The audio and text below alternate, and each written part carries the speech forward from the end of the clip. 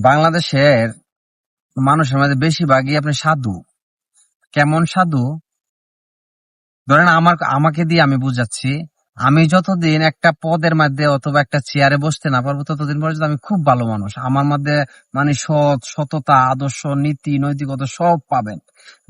যেই মনে করেন কোনোভাবে আল্লাহ তাআলা এই পদবি অথবা এই চেয়ারের মধ্যে আমারে যখন আপনি দায়িত্বটা আপনি দিবে, তখন থেকে মনে করবেন যে দুর্নীতি আপনি শুরু হয়ে গেছে।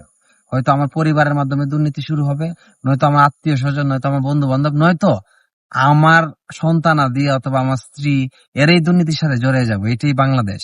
আর বাংলাদেশের মধ্যে মানে যাই বলেন, একজন হিটলারের খুব বেশি প্রয়োজন। যতগুলা দুর্নীতিবাজ আছে সবাই যাতে একসাথে যাতে আপনার মানে একটা শায়েস্তা করা যেতে পারে। কারণ আমাদের ব্লাড মানে আমাদের যে রক্তের মধ্যে ভাই দূষিত রক্ত, এই রক্ত বাংলাদেশের মানুষের রক্ত কখনোই আপনার হবে না, পরিষ্কার হবে না। দুর্নীতি আমাদের রক্তে রগে রগে মিশে গেছে। ধন্যবাদ সবাইকে। আল্লাহ হাফেজ।